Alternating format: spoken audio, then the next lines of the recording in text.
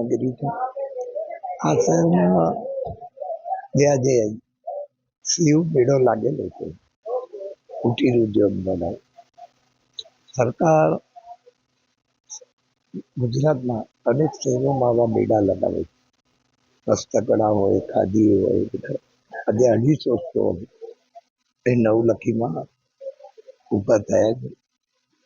છેલ્લા 4-5 વર્ષથી શિવ મેળો લાગે છે. ખાસ કરીને વડોદરા એક કલા નગરી છે.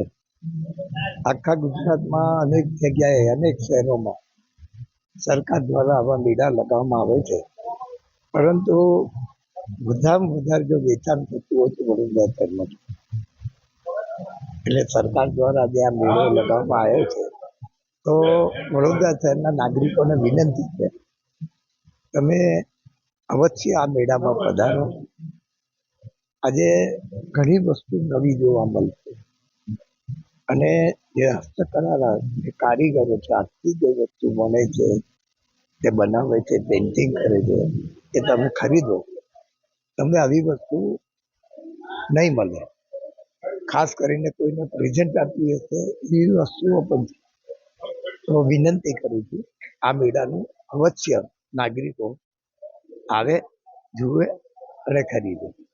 ગુજરાત સરકાર દ્વારા હસ્તકલા અને માટીકામ વિભાગ અને આવી રીતે બનતા અલગ અલગ હસ્તકલાના નમૂનાઓ આવા વિષયોને આવરી લેતા વડોદરા શહેરના નવલખી મેદાન ખાતે આજે પ્રદર્શન કમ વેચાણના એક્ઝિબિશનનું ઇનોગ્રેશન કરવામાં આવ્યું. સમગ્ર રાજ્યના વિવિધ શહેરોમાંથી વિવિધ શહેરોની ઓળખ ગણાતા અલગ અલગ નમૂના તથા જે બહેનો ઘરે રહી અને પોતાના કલા કૌશલ્ય અને પ્રાવીણ્યના આધારે ભાતીગળ લોકકલાને પ્રાધાન્ય આપતા વિવિધ નમૂનાઓ જાતે બનાવતા હોય છે, ત્યારે આવા હસ્તકલાના નમૂના લોકોને ખરીદવાની તક મળે. કોઈક રીતે કહી શકીએ કે આદરણીય વડાપ્રધાન ભાઈ શ્રી નરેન્દ્રભાઈ મોદીજીનું વોકલ ફોર લોકલના અર્થને પણ ખરા અર્થમાં સાર્થક કરતા આવા હસ્તકલાના જે પ્રદર્શનોનું આયોજન કરવામાં આવતું હોય છે, તેમાં આજે વડોદરા શહેરમાં જે આયોજન કરવામાં આવ્યું છે, સમગ્ર ગુજરાતના વિવિધ શહેરોમાંથી અહીં કારીગરો દ્વારા સ્ટોલ રાખવામાં આવ્યા છે, જેમાં અલગ અલગ વિવિધ વસ્તુઓનું જે તે શહેરની ઓળખ સમાન વિવિધ વસ્તુઓનું પ્રદર્શન અને વેચાણ પણ થનાર છે. ત્યારે અમદાવાદથી આવેલ એક આ એક્ઝિબિશનમાં જે એક પરિવાર છે, એમના સાથે મુલાકાત થઈ, જ્યાં વિવિધ વસ્તુઓ બહેનોના ગ્રુપ દ્વારા બનાવડાવવામાં આવે છે. બહેનોને બધી વસ્તુઓ મટીરિયલ પ્રોવાઈડ કરવામાં આવે છે. બહેનો દ્વારા તે બનાવીને પાછું આપવામાં આવે, એટલે એમને એક નમૂના દીઠ અમુક એમને મજૂરી આપવામાં આવતી હોય છે.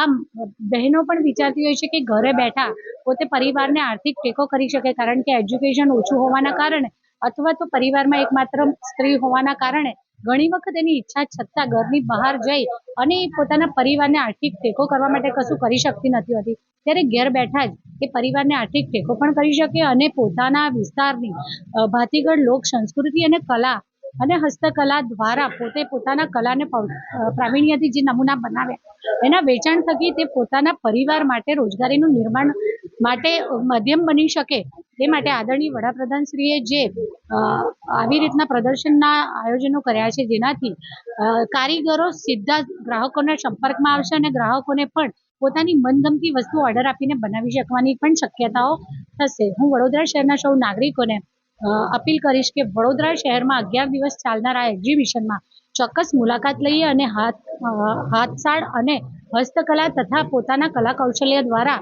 આપણા ગુજરાતના ભાઈઓ તથા બહેનો દ્વારા બનાવાયેલા નમૂનાને આપણા ઘરને પરિવારમાં પણ આપણે સ્થાન આપીએ.